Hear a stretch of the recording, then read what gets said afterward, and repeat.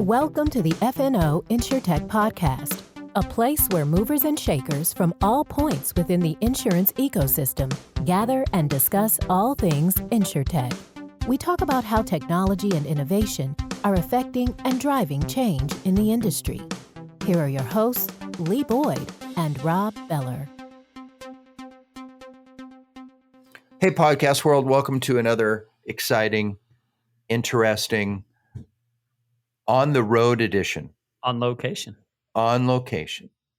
Of FNO InsureTech, your only source that you would ever need for anything to do with InsureTech. Isn't that right, Lee? Yeah, you should look nowhere else. We're a single source of truth. This is it. Source. Single source of truth, to quote Randy Thornton. Yeah, this is us. We scour the world for what's important in the InsureTech marketplace, and we bring it to the airwaves. That's true, because we do go around the world. We've had people from many different countries. Many countries. We had somebody from South Korea one time. We did. That was cool. Yeah. It was 1 o'clock in the morning there. India and Israel. Oh, yeah. Canada. Yeah. South America, England. Right. Many places. And America. That doesn't count. Oh. And you who are joining us today. And so in this week's exciting edition, hold your breath, everybody. Turns. Hold your breath. Rob, also known as me, flew to the ends of the earth to track down a man who we've been trying to have on this episode for how long, Lee? A long time. Years. Years, right? Years. And what would happen? Now we're going to give Garret a little bit of a hard time. Well, we would get him. Right. We would get him. And he'd tell us how interested he was in it. So interested. Very interested. And it became time for the podcast. Right. And he always had something. Something came up. A better offer, I like to say. Something came up, and we weren't able to do it. And so Rob said, "You know what? I'm gonna put on my wings. Yep. Now I'm gonna fly down. That's right. And that's what hope he doesn't have something else to do right before we get there." And you did it. I got on that plane and I pushed that pilot aside. Yeah. And I said, "You give me those controls. I'm driving this thing." See, single source of truth. Single source of truth. And I flew the plane. Good job. By myself. I made the co-pilot leave as well. As you should. And flew the plane down to Southern California and had the opportunity, finally, to get with our friend, longtime friend, first-time guest, Garret Gray, president of Protect at CoreLogic, is our guest today. I mean, Garrett's a big deal. Garret is a big deal. I know Garret from next year, right? Before it was acquired by CoreLogic, and just a heck of a leader. And I got to know some of Garrett's employees and people he worked with, and they were great people. And they're still around today. And Garret just really revolutionized the industry with some of his products. And, I'm very excited to hear how this interview went. The uptake of next year's products among the carriers that companies like ours deal with is substantial. And it's hard to work in our space, which is property insurance, without having to work with their products. And the reason is because their products matter. Yeah. And so if you are an InsureTech founder or technologist and you want to listen to this guy because he's made it, he's done it. And it's a great story of starting from absolutely zero and working your way up, seeing opportunities, finding opportunities, and then bringing them to bear. And great story and a great person. And about a year ago, next year was acquired by CoreLogic. Big news. It was huge news. Huge news. And he's in the process of rebuilding and remaking the insurance practice at CoreLogic. CoreLogic is made up of 3 legs. You'll hear about that on the podcast. And one of them is insurance. And they had Garret to run it. Yeah. And so he's a very young man who's come a long way in a short period of time. And I'm sure that you'll understand that a lot more once you have the podcast. And another thing that you'll really want to listen to today's podcast is it's just me. Yeah, it's just you. Lee tapped out. Yeah, I'm here for the opening, but I couldn't make the trip. But I do want to go back to what you were saying, that many insurance carriers are using this product and the uptick is amazing. And what's so interesting is 5 minutes before we did this interview, I received a text message that another one of our clients will be implementing next year. And it's just like that, right? It's a critical part of the insurance ecosystem. And you know, it's just so neat to have somebody like Garret on to talk, to share his wisdom. And I'm very excited to hear this one. And here it is, our interview with Garret Gray, the president of Protect at CoreLogic. Hey, everybody, we are here on location today. We're remote today, FNO on the road in Los Angeles, California. Actually, West Hollywood, right? Yeah, West Hollywood, yeah. We're in West Hollywood, right. California, on the 14th floor of this office building that's looking out over technically you can see downtown Los Angeles all the way to the ocean. So it definitely is. So when it's clear, is that the ocean out there? You're right, which is almost never clear. Yeah. But that is the ocean. There's LAX over there. Yeah. Okay. Yeah, I'm sorry that you all can't see what we can see, but it's a really nice view. And provided by Garret Gray. Hi. It's great to have you with us. I'm happy to be here. We've been chasing you to have you on this podcast for probably years. For years, I know that. But just to be very clear, it wasn't that I didn't want to get on the podcast. Okay. It was more of a scheduling thing, right? I'm just not good at scheduling. Okay. Haley wasn't here before, Okay. So I haven't been avoiding the podcast. I will say, without Haley, this wouldn't have happened. No, of course not. It would definitely not have happened. Shout out to Haley. Shout out to Haley.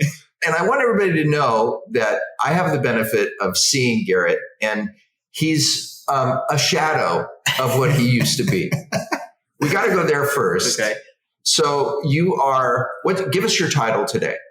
So I'm the president of Protect. CoreLogic has 3 main business units, Find, Buy, and Protect.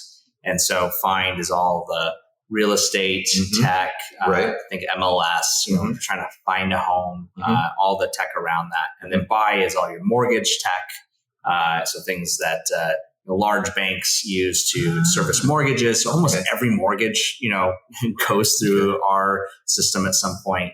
So that's why we have a lot of great property data. Right. And then insurance is all kind of in this world that we call Protect. That's because it's about protecting structures. So anything to do with insurance. So insurance data, underwriting and risk data for carriers, claims workflow, estimatics, contractor workflow, restoration, CRM software, anything that has to do in the space that NextGear traditionally lived in before and more is what Protect is. I love that name. It's an interesting way to kind of segment 3 things. So I don't know if it will always be how we talk about it because you kind of have to explain it. You do, but because I didn't get it before. Yeah. But now that you've said it, it makes a lot of sense. Yeah, I don't love that we have to explain it as much, but that might be a little cumbersome. Everything you think of insurance globally is now what I run. Now that we have that out of the way, we're going to get back to that. We're going to spend most of our time there, but we got to talk about you for a minute. Okay. You're half the man you used to be. Yeah. Roughly. Yeah. I know I've shown you the before and after, so it's a little dramatic, but I think at my height and COVID was a big a big part of this. We all had the COVID 20. I like to say I'm 5'9". It's probably more true. I'm 5'8", but 5'8", 5'9". I was like 240 something pounds at the height of COVID. And I think, a big part of that was just like drinking my feelings. Like I was just, a lot was going on in the world, and I just really felt like, I don't know. I just kind of let everything go. And the thing about it, like COVID, that was interesting is everything was a web meeting, right? Mm-hmm. So you could position your camera in such a way that you didn't look that bad. Like, and so I think it just gave me this license to like not have to buy new pants. And right. So anyways, so that got really out of control. And then, sometime around, July of last year, I got serious about trying to get back in shape. What was there a moment? Was there a thing? Something happened? No, I don't really think there was this moment. I think it was more like anticipation of having to get back into trade shows and see people, and so I think this kind of happened in two different steps. One, I've battled weight. Like I've bounced around to different weights pretty dramatically over the last 15 years. Building next year was not easy, a lot of, long hours. So much time on the road. And a lot of time on the road. And so anyways, I've always battled this. This is kind of the longest stint and probably the most progress I've ever had. And I also feel like I've, turned this corner of figuring out how to do it all. And I've added more muscle, which I think that, adding muscle, I think makes it easier to kind of maintain your weight a little bit too. So I don't know. I've just been a lot more focused on actually building my body than I have in the past. I'm trying to at least invest in myself a little bit besides just all the other things I do. Good. You also had a major life event. True. Right? Yeah. And when was that? That was maybe 18 months ago? No, believe it or not, we're almost coming on the anniversary. It was the 14th of September. Last year. So, yeah. And tell us about that. What was that? So what you're referencing is the acquisition of our company. So NextGear got bought by CoreLogic. So, for 15 years prior to that, I was building NextGear. I was acquiring other companies. I did 5 acquisitions, which was a really fun experience. And then now I was on the other side of that, being acquired by CoreLogic, But I bet you knew better how to do it. Was it different being acquired? It definitely is different, but I do think there were certain things that I knew had to happen from being on the other side multiple times. Like one, and I think this actually shocked some of the leadership at CoreLogic when I did the kind of town hall kickoff to say, hey, we've been acquired. I very quickly said, and we are now CoreLogic, because that was something that all the other founders that came along this journey with me, they had to embrace being part of NextGear. So I knew it was a big part of my job to get everybody else to say, okay, we are now CoreLogic. We might have a public responsibility to bring people along that journey and kind of phase out the NextGear name, but internally we had to know we were CoreLogic. So I think there were things like that executing as many acquisitions as I did that helped me get ready to be acquired. I think connecting it back to my body, changes. What I can't express to too many people, because I feel like you have to have gone through this, and a lot of the contractors in the space that own businesses know it. But when you own something, the stress of being, of your investors and your employees and their families and your family, all being on your shoulders is a really different experience than when you are an employee. And for the first time in 17 years, I'm an employee again. So there's a level of stress that is gone, that evaporated that day. So I think that gave me some bandwidth to actually it freed up some space. Yeah, exactly. Yeah, I've had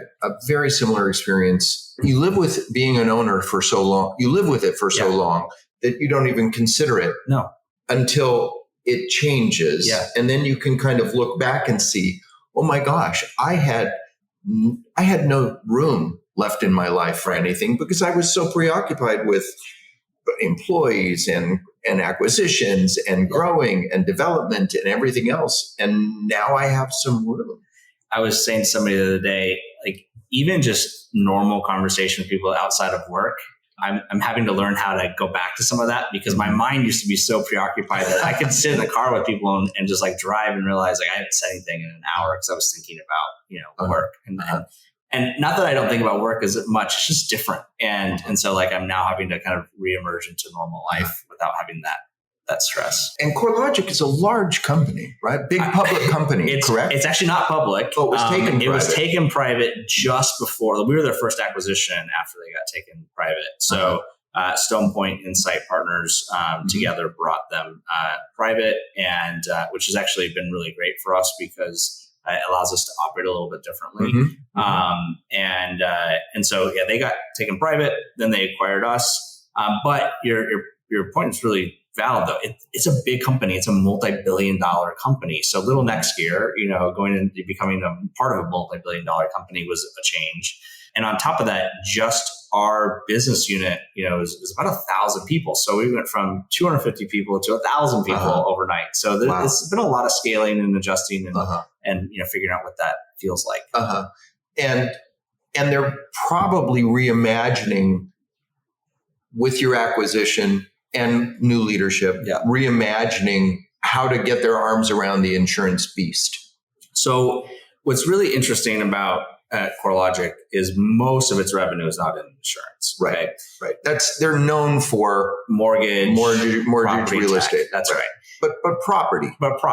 And which is really highly correlated and connected to insurance, right?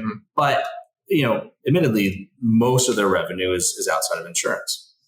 However, a big part of the thesis around Stone Point and Insights coming in to bring them private is to expand beyond just mortgage check, with insurance being kind of the head of the arrow, right?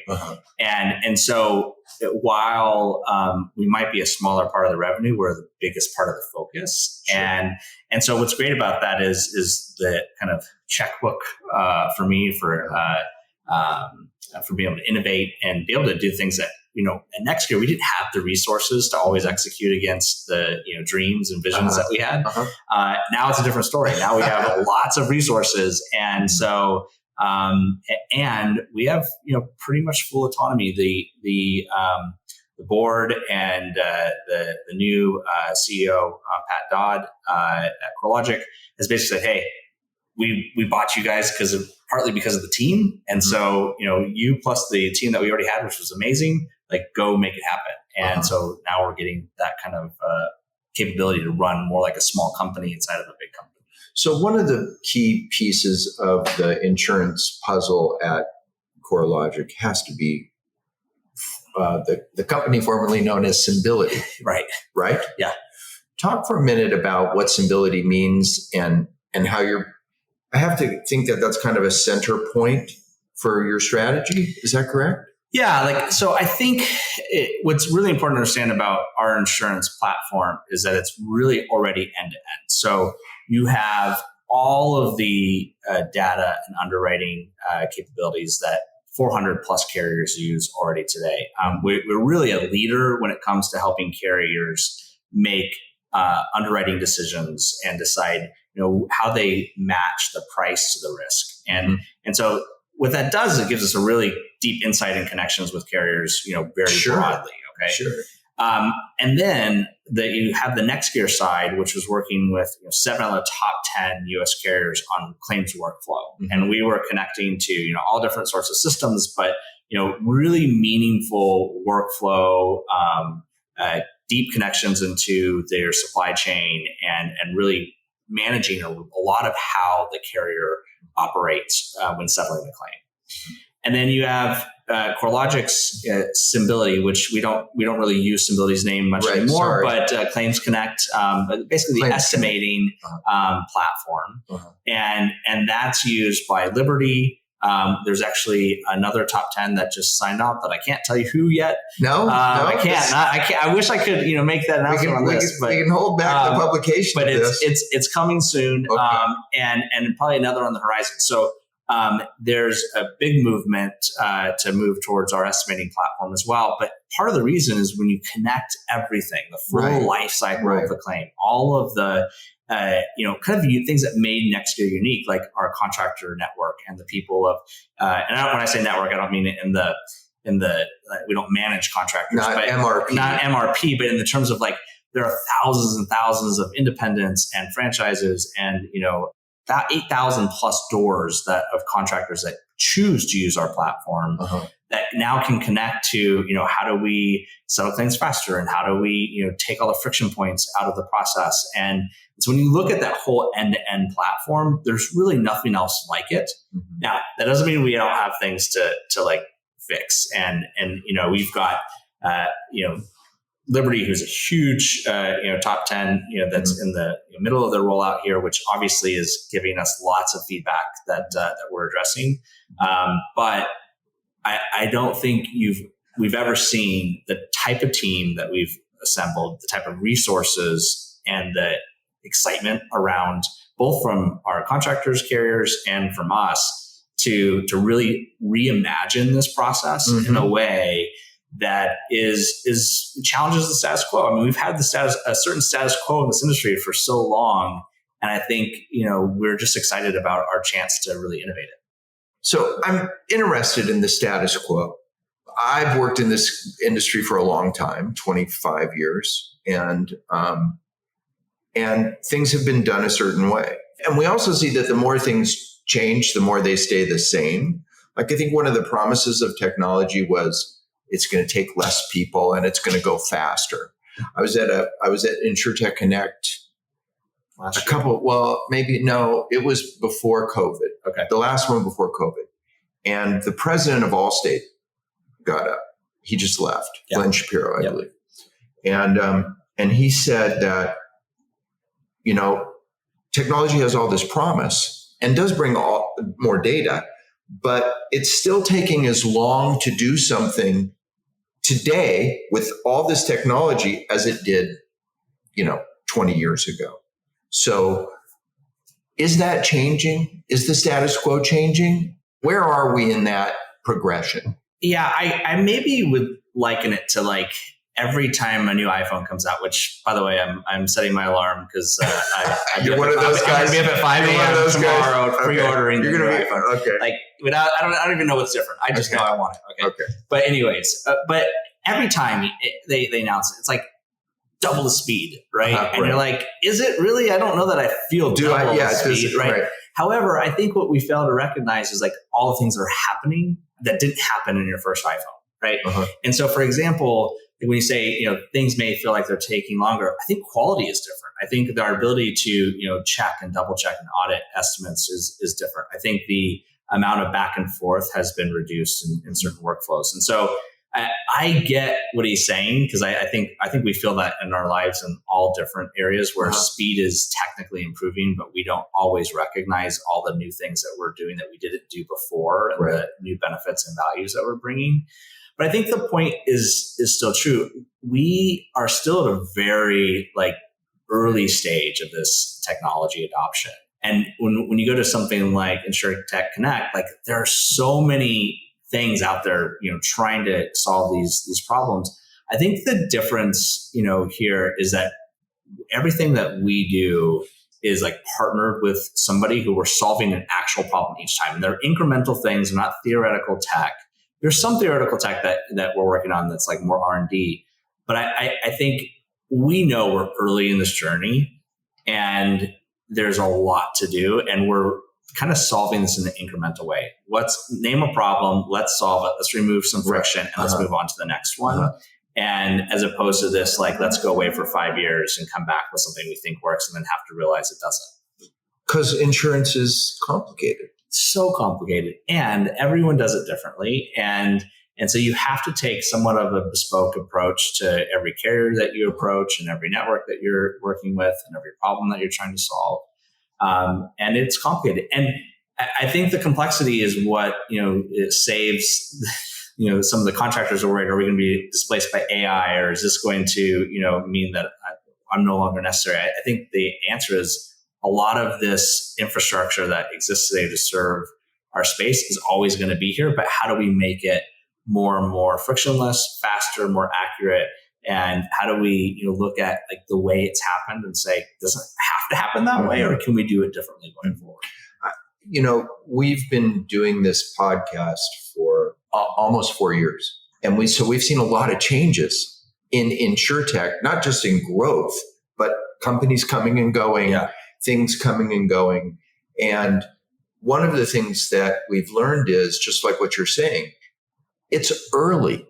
And we're spoiled because there's other areas of our world that we live in where it's not as early. Right.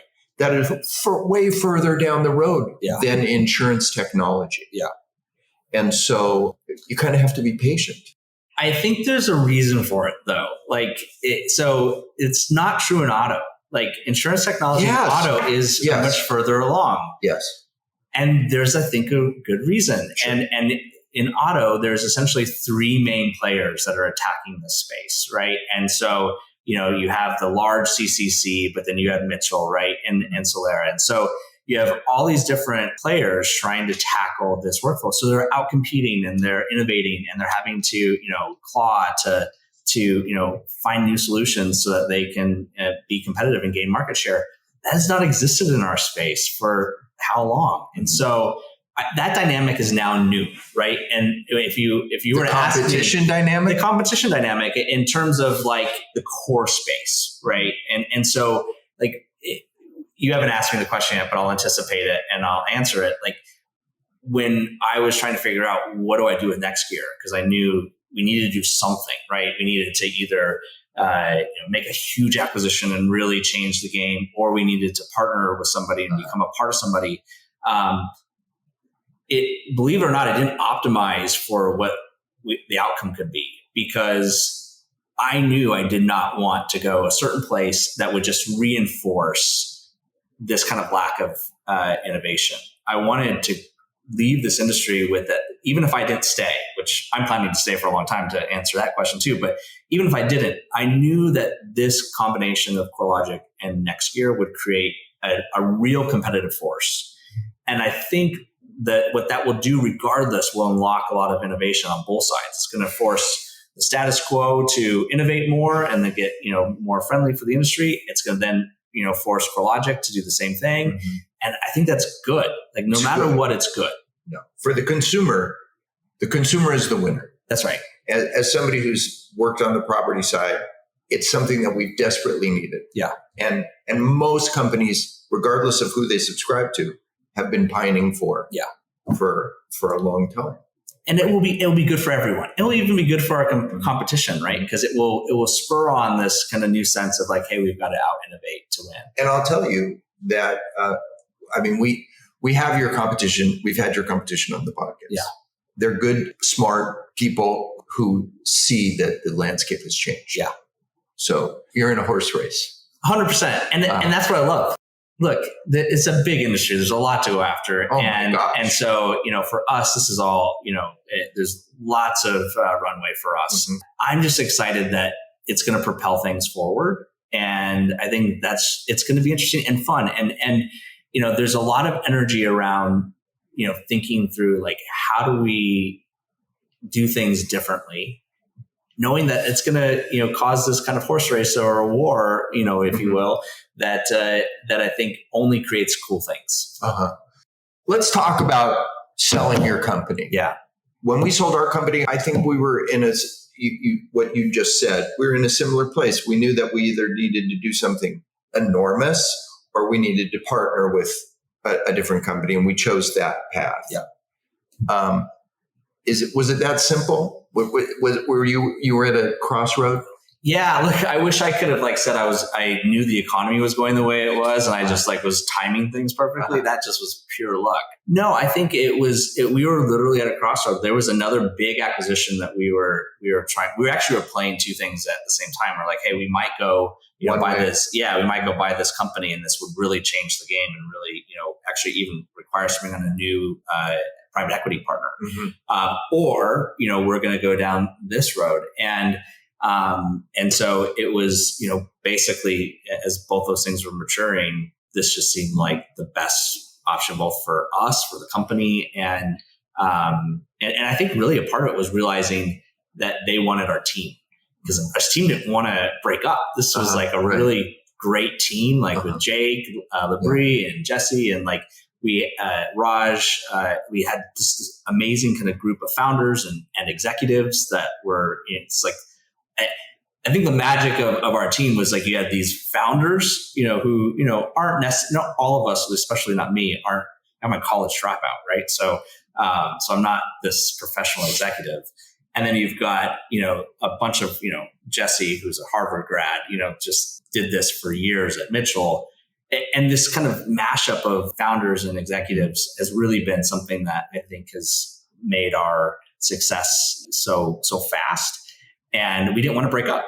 And so knowing that was really important to CoreLogic, that we wanted to stay, actually pushed us down that road. Uh-huh.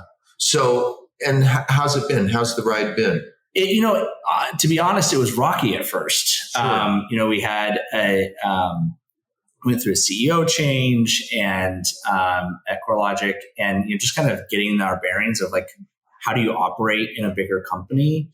And at the same time, getting everybody else to understand, like, maybe we need to operate differently. So it takes some time. It took some time. There's some fallout.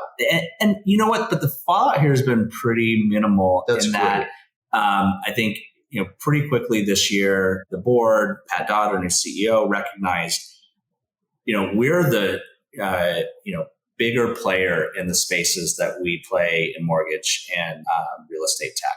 Over here, we have a really great foothold, but we're not the bigger player yet. And so maybe we need to operate differently there. And that's where we were able to get more autonomy, the resources we need to go really play a more similar playbook to the one that NextGear played than to maybe, what was being played before. So a college dropout? Yeah, totally. What's that story? So how did let's talk about how you get from there to here. Yeah. Gosh. Okay. So I'm trying to figure out how to make this not too long of a story, but basically, long story short is that when I was maybe a year and a half into college, there were some family reasons that was like, hey, you got to go to work and you got to kind of now support yourself. And college wasn't in the cards for me, and so I had to, what I thought was pausing college. And I really went down this path of figuring out, like, how do I build up a resume, when I liked marketing at the time, that would kind of position me to eventually go back to college and, go down that professional route.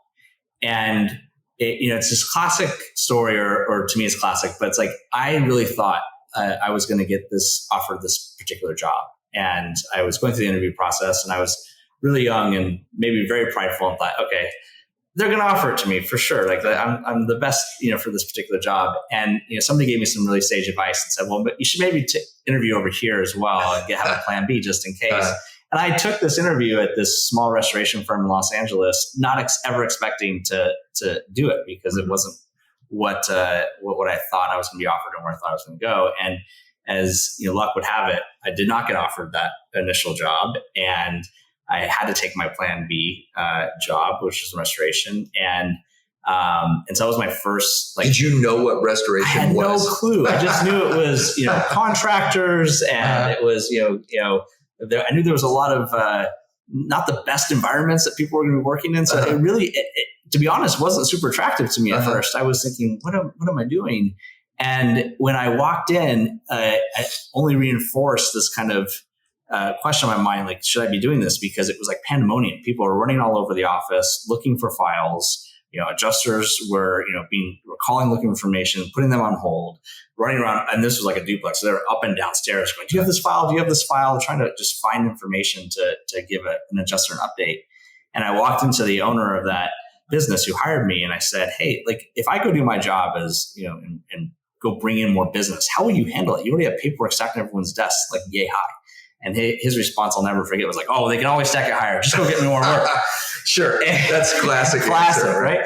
And so I looked at that as like, gosh, there's got to be a better way to do this. Mm-hmm. And I was younger. I was already into technology at the time, just as a hobby.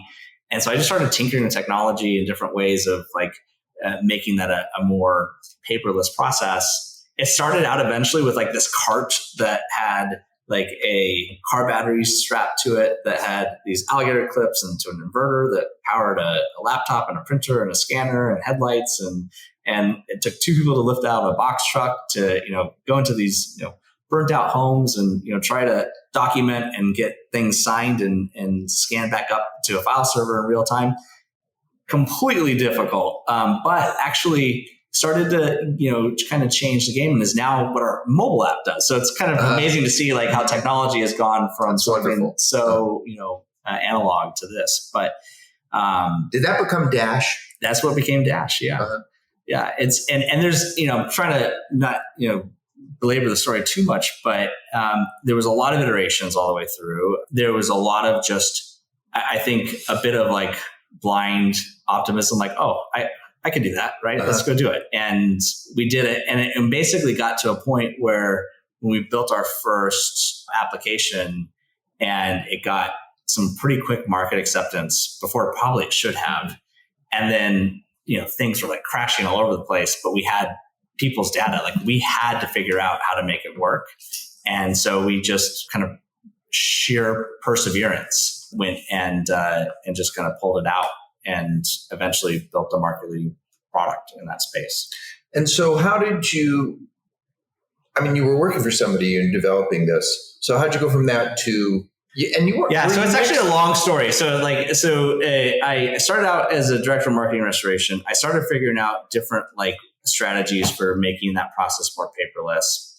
That owner was in a network called DKI. I don't know if you're familiar with it. I remember DKI. DKI was almost like a fraternity. So they were all friends. And so he would send me to different DKI members to teach them what I was doing. That then got the attention of Assured Software, which was the only really software company who was trying to attack that space in job management for contractors. They hired me as a trainer. I started helping contractors implement that technology. I left, actually became a general manager of a company in New York, a restoration company in New York.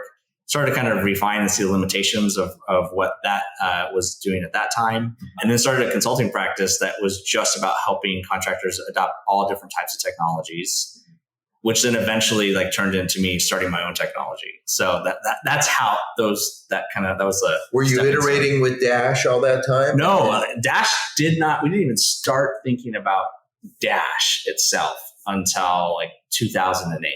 So I was deep into consulting, and essentially what was happening at the time was that Assured Software was shutting down the product that they built, and they're trying to build a new one, which wasn't what people needed. And so everyone was like, we need something. And so I was actually consulting different contractors, and I thought my consulting business would go away if they didn't have a technology that was going to stick around. So I'm like, okay, well, we better build a technology business. And it was initially going to be just for our consulting clients. And then they told their friends about it. Just so that you could keep your business. And so there was this point where I realized, my grandma is a consultant to this day. She still works.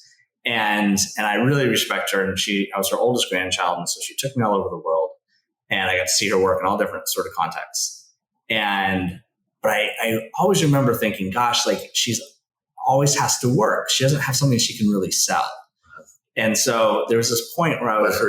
But her time, yeah. And so so at one point I just thought, gosh, how do I take all this consulting knowledge and build it into something that one day I can sell?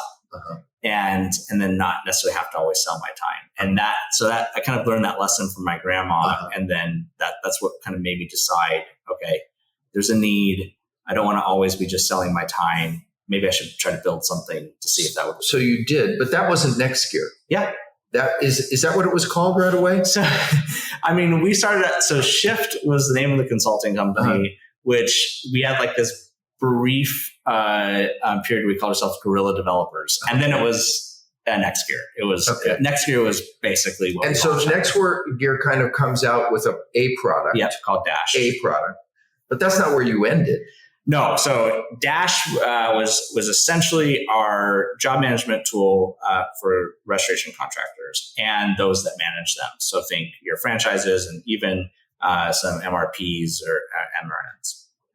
And we essentially got it to a place where it was adopted by the most independents, and then people like ServiceMaster and Rainbow and Paul Davis and PureClean. And so we had most of the franchises on as well. at that point, we started to get the attention of a bunch of private equity. And this is sort of like the beginning of when private equity was looking at our space. Like, private equity is all over our space today. But not always. Then. Like Stone Point. Yeah. Very early. Yeah. Right. Yeah, that's right. But like, especially if you think about the contractor space, like there was no private equity around, right? No, right. And so all of a sudden, like we're getting all these private equity calls. I didn't even know how to take these calls. I'm like talking to people, trying to Google terms that they're throwing out. Like, what do you think your TAM is? I'm like, what is TAM? And so, I'm having these calls and just eventually figured out I better get smart about that world because it was really becoming a topic.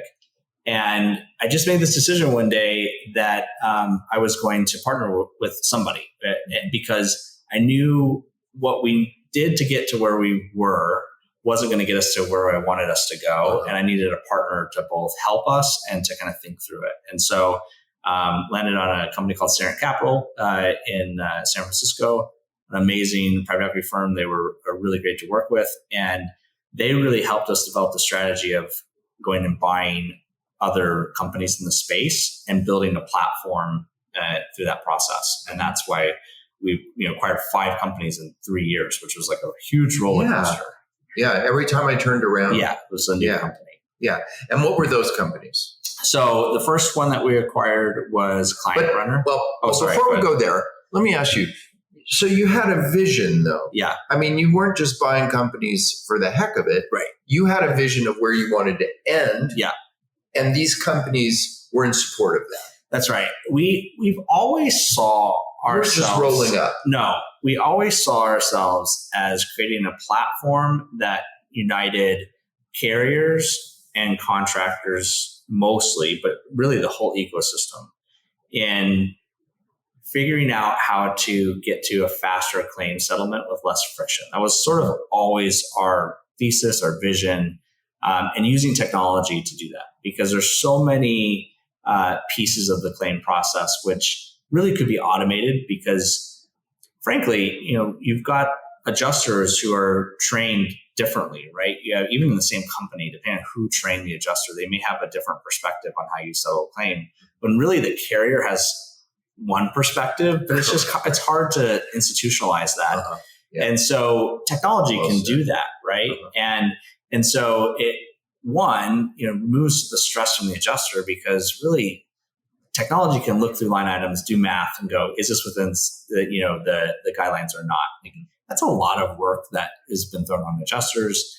And so the ability to streamline all that, just have it happen in seconds was something that we thought could really change the game, give adjusters really more time to have better bedside manner with policyholders, deliver better service, allow people to focus on people as opposed to focusing on just sorting through line items. And so we looked at the space and we bought Mika, which was really an amazing technology around water mitigation, but also what I just described in really automating the quality of estimates and helping that settlement process between the parties. And then Accurance, which was doing something very similar, but really they started on an exterior perspective where we started on the interior. And so we both were like looking at each other going, hey, I've got to come there. You got to come here. So maybe we should just do it together. And so we joined forces with Accurance. And so I didn't give them to you in order, but there was this idea that we needed to both make sure we had a strong contractor workflow base and then this carrier contractor collaboration system that we built. Because you realized at some point in time, there's a bigger market here than just contractors. Yeah, and we had. I should be talking to carriers. We had these experiences where carriers, weren't happy their contractors were using our technology because they didn't understand it, and so like we had these customer policyholder collaboration portals where they could see what was happening in the claim, and all of a sudden carriers were finding out about it not through us but through their policyholders, and they were like, what is this? And so there was lots of drama around that. And so we very quickly realized we need to be in front of carriers. We need to explain what we're doing. And once we did that, they saw the value and then they liked it, but not actually, staying or participating in that world was a problem for us initially. That's an interesting evolution. So you kind of backed into it. We did. Like we started with contractor focus, at least at NextGear, and then moved into, from a contractor perspective, to carriers. I think that actually was what put us in a really unique position to bridge these two players, because our goal has been to not cause friction between them necessarily, but to like release that friction and to smooth it out. So we've always had this like contractor perspective of how do we help contractors and carriers work together. And I think the way we evolved is what created that perception. One of the strangest things for me about NextGear was it Oxford? It was Oxford, yeah. Mississippi. Oxford, Mississippi. Oxford, Mississippi. Yeah. First of all, name 5 cities in Mississippi. That's a test that almost no one can pass. Why were you in Oxford, Mississippi? Yeah. So my husband was from there. Mm-hmm. We originally went there to build houses. It was supposed to be temporary. Oxford's called the Velvet Ditch, by the way, because it traps a lot of people, meaning you don't go there and tend to stay there, and you just end up staying there. Okay. And so we were supposed to be there temporarily. The Hurricane Katrina happened when we were supposed to build these houses. That made that not make sense anymore. So we did the only logical thing you could think of. We opened a pizza restaurant in Oxford, Mississippi. Why not? What else? And closely related to NextGear. Well, no, but this is yeah, for sure. But before NextGear was even being contemplated, we opened this pizza place. That kind of gets us there. That was supposed to be temporary too, and we were doing it with another person. They were supposed to take it over. They decided not to. Anyways, we're there, and that's when I start my consulting practice. And wake up. Hire 1-2 people the first year, wake up, a few years later, I have 80 people in Oxford. Now I'm there. And, we stayed there for a good 15 years before moving back to LA. A little different in Los Angeles. Definitely different. I have 3 kids, and it was really important for us to get them around, some of our family here as well, because they had exposure to that family, and get them to the school system here. So, I grew up here. In Los Angeles? I did. Oh, where? I grew up in Downey. Oh, okay. You know where Downey is? I do, yeah. Yeah. It was everything was a little different then. I grew up here too as well, but I grew up in Valencia, which is a little bit north of where Magic Mountain is. It is where Magic Mountain is. That's right. You've been to Magic Mountain? I grew up going there. I was homeschooled as a kid, so I could go when nobody else could go. So I go in the middle of the day with my season pass. It was amazing. Do you still have one? I do not. No. I have not. When was the last time you were at Magic Mountain? Probably 20 plus years. Okay. All right. More of a Disneyland guy now. More of a Disneyland guy. Yeah. Kids actually like Universal Studios. So I've been to Disneyland 100 times. Yeah. I love Disneyland. Yeah. I still love Disneyland. Who doesn't love them?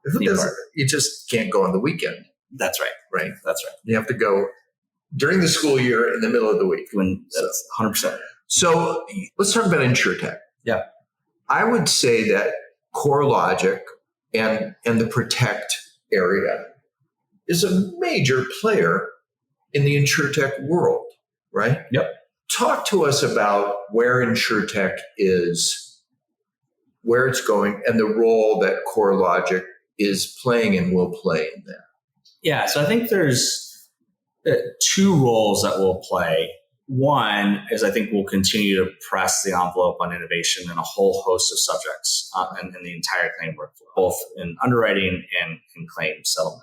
On top of that, a big part of our vision through our Digital Hub Alliance is, understanding, just like NextGear before, we can't build everything, and even if we are trying to build something, somebody might build a piece better. And so we think it's really important that people have choice and that they're able to securely connect and work with players who adopt the right security standards and that all clients want to work with. And so our Digital Hub Alliance, allows people who build things, even that are competitive products to ours and things obviously that aren't, to connect into our platform and to securely exchange data and information. And so I think it's really important that that kind of open architecture continues.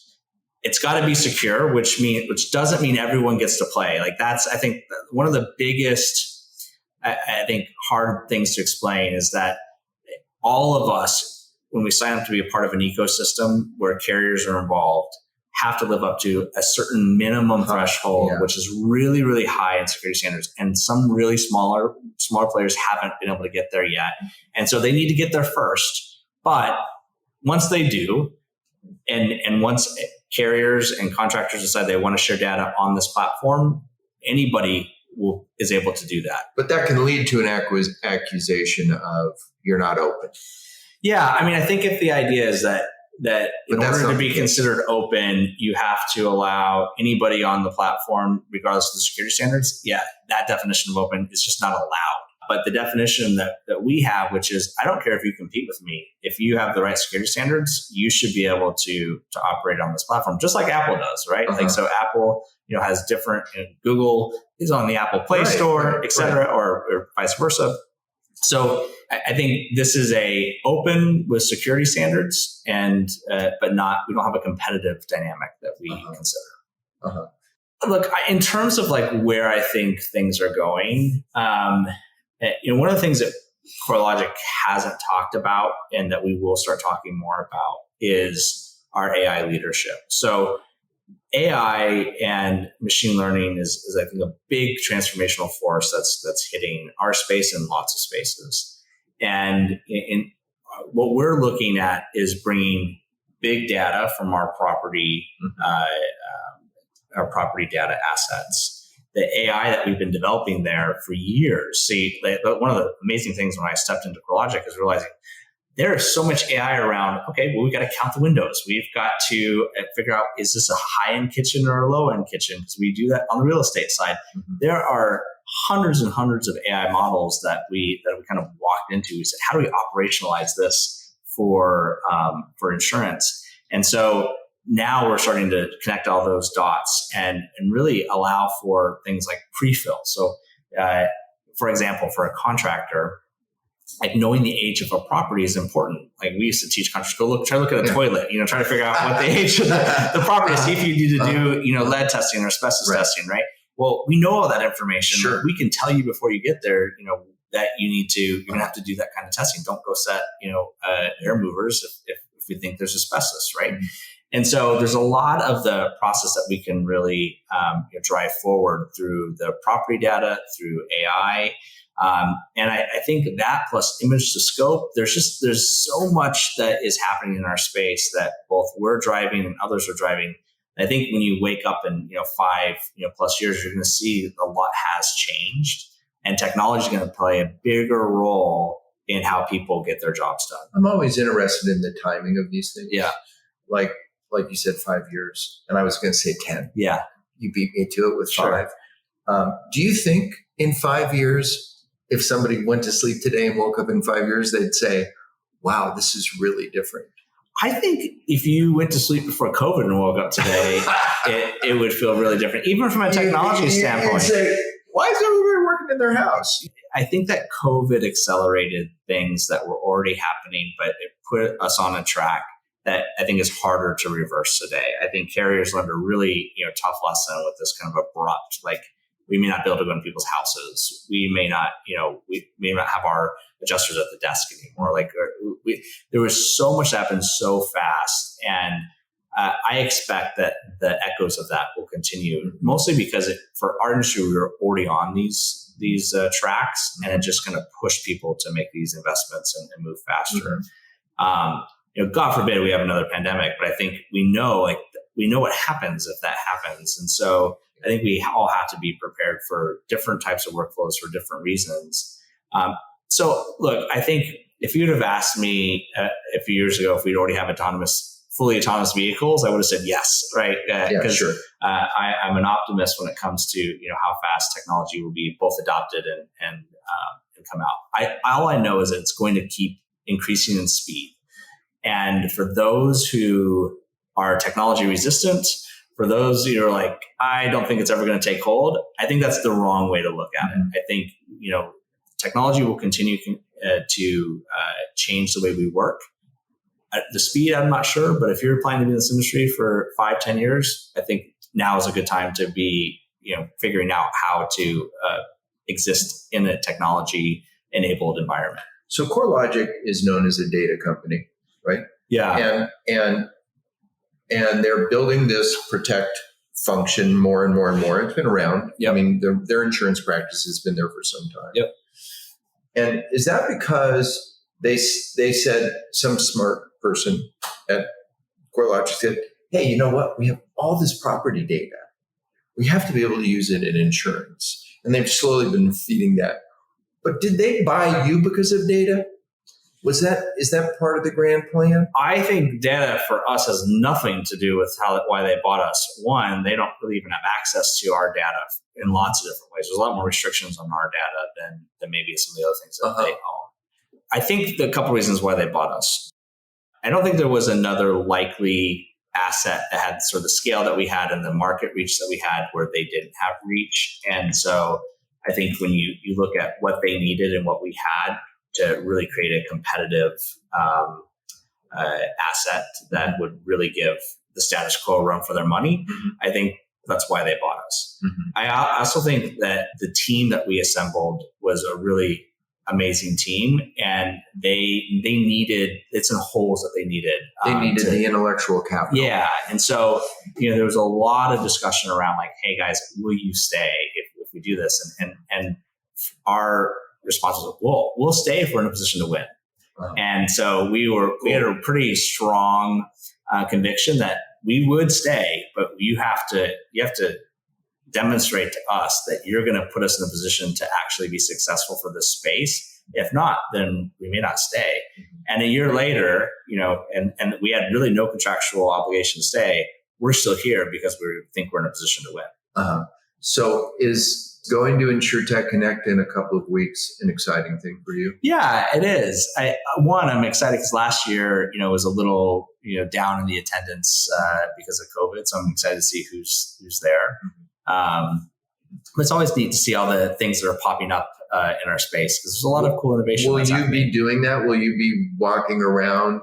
I mean, not in any inappropriate way, but I mean, like a fashion designer walks through the mall for inspiration. I don't know. Inspiration is probably not. We have no lack of inspiration. If I couldn't execute on all the things that we think would be great things for us to be executing, even with the vast resources that we have today. I think the main purpose of being there, besides connecting with our carrier clients and contractor clients, and all the different constituents that we work with, is we fully believe that we should be connecting into our Digital Hub Alliance any of these players that can operate at a secure level that carriers and contractors and all the industry stakeholders see value in. And so we need to be there. We need to be in front of them, and we need to be making sure that we're listening and hearing the feedback on how we can better connect and be a good connection agent for people. And that's a big part of why we're there. Let's talk about pricing for a minute. So pricing, look, I think that one of the things that I think is important for people to hear is that inflation has clearly been had a big impact on our industry and all industries. And one of the things that happened very recently for us at Protect is that we took over our pricing database and are now managing it within our business unit. Before that, it wasn't being managed by our business unit until recently because it actually had other implications for real estate. So it's kind of looked at as a shared service.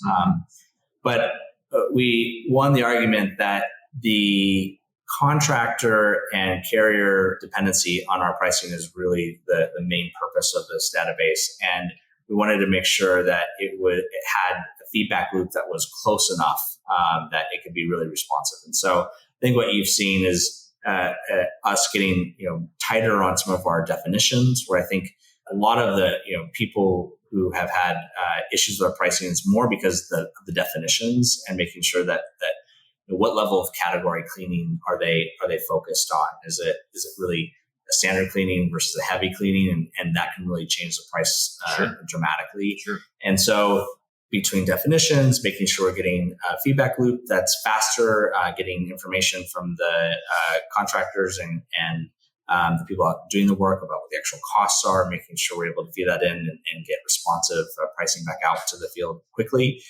It's been a top focus for us. And I think those who are paying close attention have seen some pretty amazing changes in our pricing recently. and they'll continue to see that from us. So I think the main thing to hear is like, we've heard the industry feedback around it. We have a methodology that we have to follow, but we are really putting a lot of resources around making sure we get that feedback and the data from the industry in faster so that we can be more responsive with our pricing. Yeah, because for those of you who are listening and are not maybe from the claims side of the business, your pricing database is the foundation of your product. Yeah, right? That's right. And ours is very component based. So we don't bundle a bunch of things into a single line item. Right. So it allows for more accuracy, but there's a learning curve because people have to understand what is actually, in that line item they would typically use maybe just one for. And so, look, there's things we can do around the UI to make that easier. There's things that we can do to, make more intelligent suggestions for people, and we're focused on all of those things. But I think the main message is that, we want to hear pricing feedback, and we're going to be responsive to it. And we have a pretty impressive team dedicated to making sure that we have a very responsive pricing and accurate pricing database. Who's running Claims Connect? Claims Connect. So everything kind of our structure, I could give you an org chart, but we have different people who run different aspects of all of our businesses. So, for example, Jesse Herrera is essentially like our COO. That's not his title, but like all products run up through him, all operations run up through him. Carrier go-to-market is in North America is Jake Labrie, former one of the founders of Accurance. So if you look at our team, like you could say both Jake and Jesse runs different pieces of that platform. Okay. It's component based. It's component based. It's a theme. No, essentially what we're saying is like all of our development efforts, because they're now so tied together, flow up, regardless of what product it is, flow up through one executive, and all of our go-to-market is and customer service flows up through another. So it's really about trying to unite everything that we do, so we give a cohesive and consistent customer experience, regardless of who you are. So a year later, are you having fun? Yeah, I'm actually having more fun now than I had I think before, because I have less stress, more resources, and a bigger team, and a bigger challenge to go after. So it's there's definitely more fun. Well, awesome. Well, we thank you so much for letting us do this. Yeah, this is amazing. And it's great. It only took 4 years. Yeah, perfect. We can do another one faster. Yeah, if we could do the follow-up in less than 4 years, that would be great. Absolutely. Okay. Thanks, and we'll talk again soon. Great. Thank you. We missed you, Lee. It wasn't the same without you. Well, thanks, Rob. I really miss being there. I really miss being on this one. I've known Garret a long time, and I would have really enjoyed to be there in the moment. We've done business with Garret. We know Garret. And I have to say that after having this opportunity, I admire him, if for no other reason than he has a really cool office. That's what I heard. I heard it was a really cool place. It's a really cool place. And he has great people working with him, like Haley. Thank you, Haley. Was super hospitable. And I'm sure that all came out during the recording. And so we want to thank Alicia Moss. Thank you for getting that set up for me to go all the way to Los Angeles to do a podcast recording. That was very nice of you. And thank you, Aldrin Moya, too, our intrepid technical producer. And thank all of you for joining us today. Although no thanks to Lee Boyd, who wasn't there. That's true. I'm sorry. Okay, so I'm not thanking you, Lee. I appreciate that, Rob. But I will ask you to say to everybody what we always say at the end of every episode. Goodbye, everybody.